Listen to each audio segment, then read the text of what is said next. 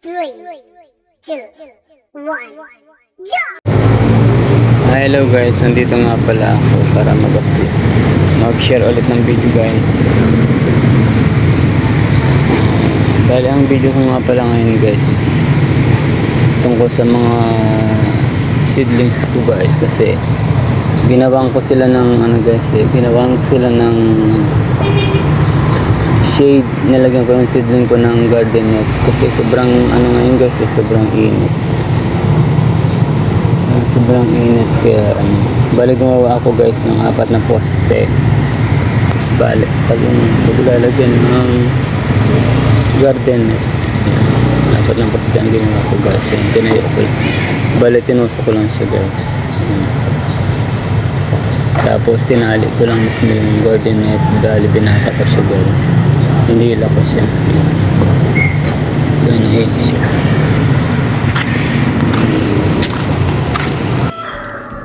Bali nasa lilim kasi sila guys, kaya yung ginawa ko, nilagay ko siya sa init, may initan siya. Mas gusto kasi ng mga seedling guys yung may initan, kaya dito ko nilagay guys. Bali mamaya pa siya may initan to, 12 to 1 o'clock mga ganun guys. Hindi pa siya masyadong mainitan ngayon kasi hindi pa tirig yung araw guys. Pero pag tirik ng araw, mainitan na siya. Yan, bali 10 seedling nga pala itong nilagay ko dito guys.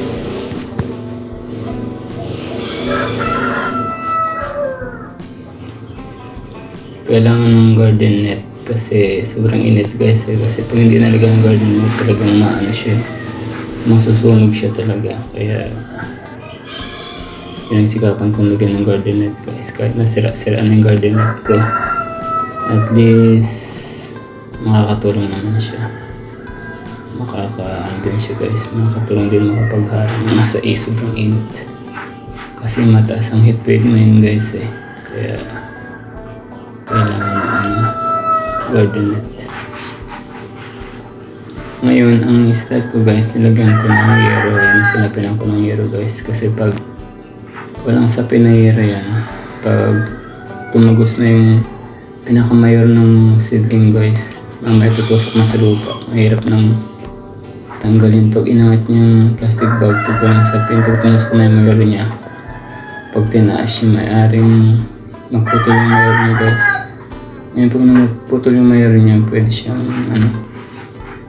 siyang mamatay kasi yun ang buhay niya guys. Yung mga ibang seedling kasi very sensitive. Kaya ang ginawa ko guys is sinapinan ko ng yero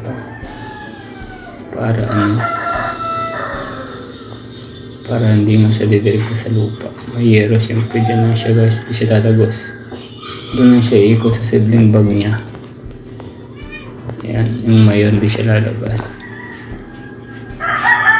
Tapos nalagyan ko nga pala ng guys sa toppings, yung tayo ng kambing, goat manure kasi malakas din yun guys Dinirekta ko na mismo sa tabi ng puno kasi hindi naman siya matapang guys. Basta wag lang yung chicken manure. Yung chicken manure guys, hindi siya pwedeng idirekta sa tabi ng puno kasi maaaring mamatay yung puno guys kasi sobrang init ng chicken manure Kaya ang ginagawa sa chicken manure guys, inihahalo siya sa mga iba pang mga components. Kaya gaya mga garden soil, loam soil, yan pwede siyang ihalo doon. Tsaka ang chicken manure guys, dapat bulakin mo siya ng at least 6 months. 6 months mo siyang bulakin. 6 months mo siyang itambak muna siya guys, 6 months, tapos dilig-diligan siya para siya guys, mabulok siya. Yun ang requirements doon 6 months sa chicken manure kasi pag ginamit mo siya agad, mainit na mamatay ang halaman guys. Kaya yun, kaya ang ginawa ko, bumili ako ng loam soil. Bumili ako ng isang sako ng loam soil guys. Hindi ko alam kung ilang kilo yun. Parang 10 kilos lang yata, bali 140 siya guys. Yun, bali yun ang una ko muna nilagay, yung loam soil. bago yung goat manure. Bali ang loam soil na nabili ko guys, namili ako ng loam soil kasi may mga loam soil na ang halo lang is buhangin, tapos rice carbonized, tapos yung tawag dito, buhangin. Yun lang guys, halos gano'n lang guys, gano'n lang halo yung loam soil. Wala naman siyang pataba doon. Kumbaga pang pakondisyon lang ng lupa yan guys, yung loam soil para ma-drain agad siya, para pag diniligan mo ma-drain agad, mababa agad yung tubig, hindi ma-over yung halaman guys. Yun ang purpose ng loam soil yung nakita akong loam soil guys doon sa nagtitinda ng mga halaman.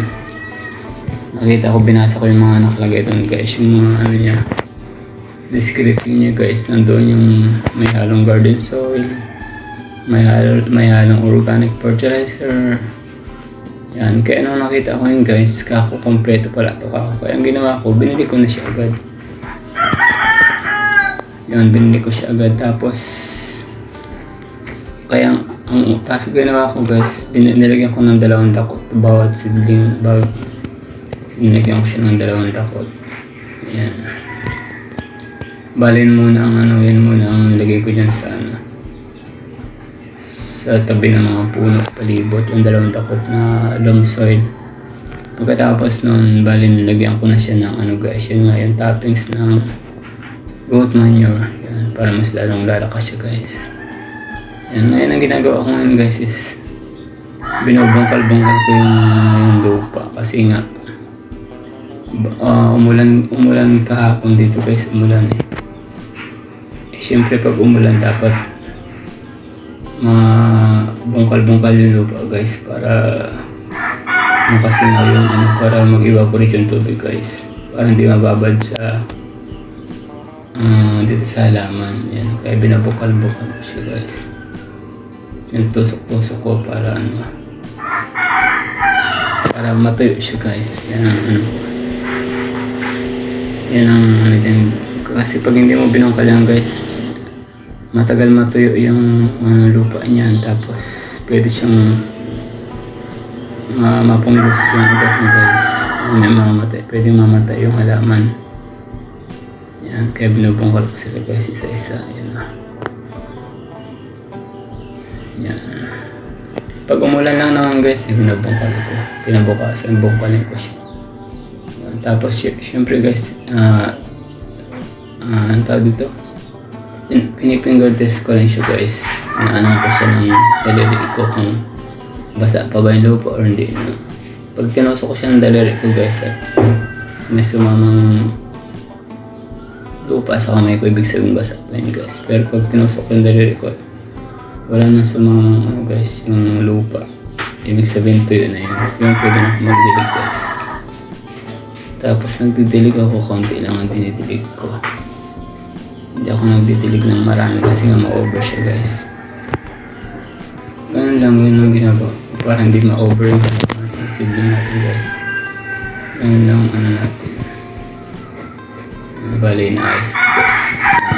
Nililipat ko sila sa bagong pwesto nila dito sa nainitan niya.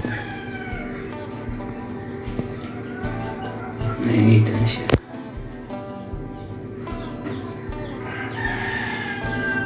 Kaya naman nila guys nung kinabukasan sinilip ko, nainitan. Sobrang init guys. Nakita ko hindi naman sila nalantay kasi nga may garden net sila. Kaya napakaganda ng result yan guys pag naka-start na silang magsibol. Bali nagsisibol na sila guys May mga sibol ng lahat sila. Bali yung 10 seedling na yun guys lumalabas na yung sibol niya. Nagsisibol na silang 10 seedling. Kasi may sibol na yung bawat talbos-talbos nila.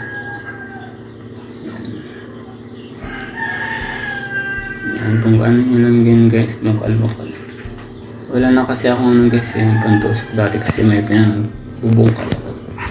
Hindi ko na siya makita, kaya dapat maghanap ulit ako ng ibang pambungkal ko.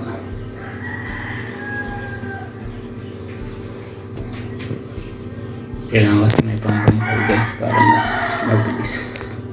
Tsaka para hindi dudumi ang kamay guys. Yan.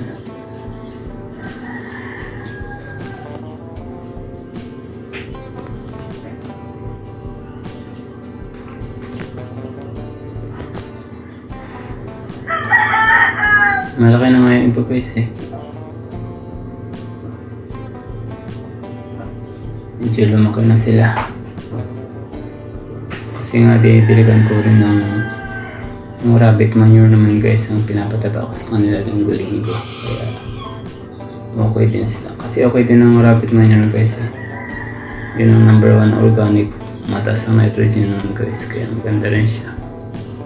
Rabbit manure tsaka yung urine. Bali pinag-ahalo ko na yun guys. Minimix ko na. Nahalo ko sa tubig. Nalagyan ko na ng tubig kasi mamatay yung halaman. Hindi naman siya ganun kainit guys. Pero kaya haluan din talaga.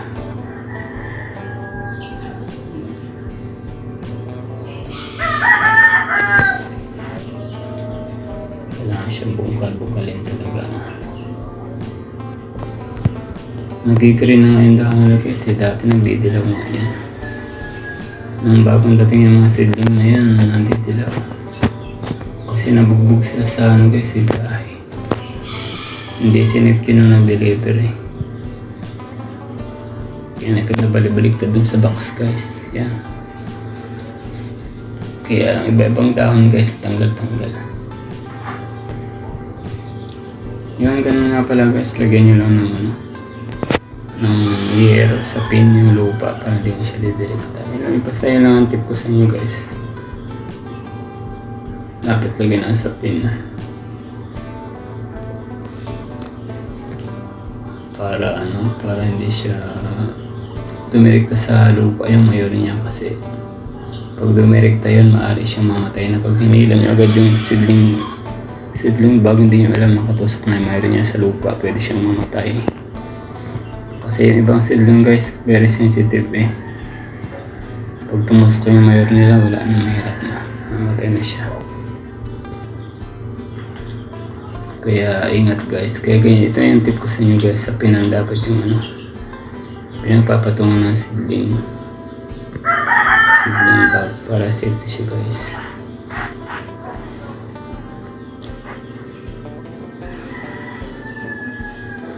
Yan. Salamat nga pala sa panonood nyo guys.